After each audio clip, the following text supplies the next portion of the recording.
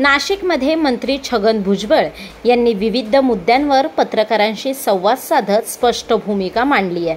सातपुडा बंगला प्रकरणावर बोलताना त्यांनी सांगितले की 20 मे रोजी मंत्रिपदाची शपथ घेतल्यानंतर प्रशासनानेच निवासस्थान ठरवलं, परंतु सध्या तिथे कोणी राहत असल्यास त्यांना मी कसं बाहेर काढणार? मी धनंजय मुंडेंना एक शब्दही बोललेलो नाही. मुख्यमंत्री काय तो निर्णय घेतील आणि घर रिकामं झाल्यावरच मी जाईन, असं त्यांनी यावेळी स्पष्ट केलं. उद्धव ठाकरे यांच्या इंडिया आघाडीमधील सक्रियतेवर बोलताना त्यांनी यामध्ये काही नवीन नाही असं देखील सांगितलं. ठाकरे बंधू एकत्र लढण्याबाबत ते म्हणाले की मुंबई सोडल्यास अन्य ठिकाणी दोघांचे एकत्र लढणं कठीण आहे, कारण प्रत्येक ठिकाणी स्थानिक परिस्थिती वेगळी असते. संजय शिरसाट यांच्या बापाचे पैसे वक्तव्यावर त्यांनी प्रतिक्रिया देताना सांगितले की हा पैसा सर्वांच्या बापाचा म्हणजे जनतेचा आहे. धनंजय मुंडे, डान्स बार, पुणे तरुणी प्रकरण, मराठी भाषेचा अपमान अशा विविध मुद्द्यांवर त्यांनी स्पष्ट मतं मांडली. त्यांनी सांगितले की लोकशाहीत आंदोलनाचा हक्क आहे, मात्र कायदा हातात घेणं कोणालाही मान्य नसेल. तसेच वाहतूक नियंत्रण व नाशिकच्या रस्त्यांच्या दुरुस्तीसाठी प्रयत्न सुरू आहेत, असंही त्यांनी यावेळी सांगितलं. लढल्यानंतर सगळ्यांना जास्त न्याय मिळेल असं वाटतं. जे मुख्यमंत्र्यांनी सांगितलं ती सांगते.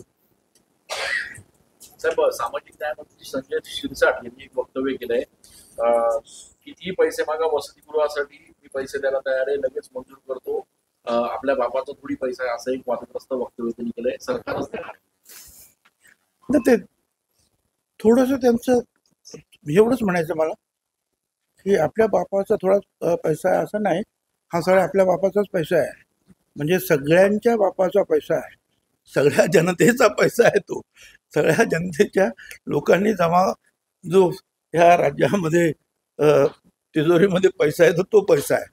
हा पैसा हा आमच्या मंत्रिमंडळाचा, मंत्र्याचा असं काही कोणाचा नाही, हा जनतेचा पैसा आहे. आरक्षणाच्या मुद्द्यावरती साहेब 27 वरिष्ठ नेते वगैरे एका बाजूला इकडे राज ठाकरेंसोबत मराठीच्या मुद्दा लढताय आणि दुसऱ्या बाजूला सर्व विरोधी पक्षांची एकजूट करण्याचा प्रयत्न चालू आहे. ही दोन थडीवर हात असं वाटतंय. असं आहे की उद्धव ठाकरे मुळातच याच्यामध्ये UPA मध्ये किंवा इंडिया आघाडी याच्यामध्ये आहे. तर आता पुढच्या ज्या काही बिहारपासून सगळ्या निवडणुका येतात, इतर काही कामं असतात, तर त्या संदर्भामध्ये किंवा आता अधिवेशन सुद्धा सुरू आहे संसदेचं, त्या सगळ्या दृष्टीनं पाहता सगळ्या पक्षांचे जे नेते जे आहेत एकत्रित येतात. त्याच्यामध्ये नवीन काय आहे असं मला काही वाटत नाही. आणि त्याप्रमाणे ते सुद्धा एका पक्षाचे प्रमुख आहेत, त्यांचे पण खासदार आहेत तिकडे, आणि म्हणून त्यांना बोलवलं. ठाकरे बंधू दोन्ही मंत्र्याला त्या ठिकाणी जाऊन इथे लोकांच्या भेटी मला असं वाटतं की याच्यावर जास्त मला मी चर्चा नाही करू शकणार.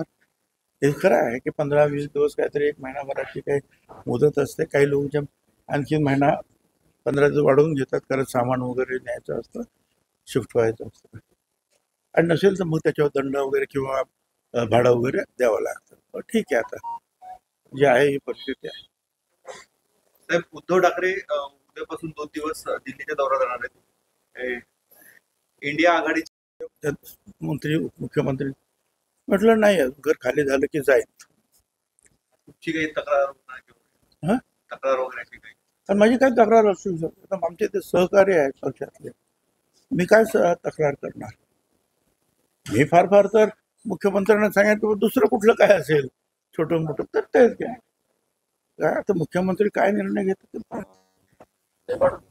म्हणजे मंत्रीपद गेल्यानंतर खरं तर तातडीने संपूर्ण त्र्यंबकेश्वर रस्त्याची दुरावस्था झाली, मोठे खड्डे आणि त्या खड्ड्यातून भाविकांना दर्शनाला जावं.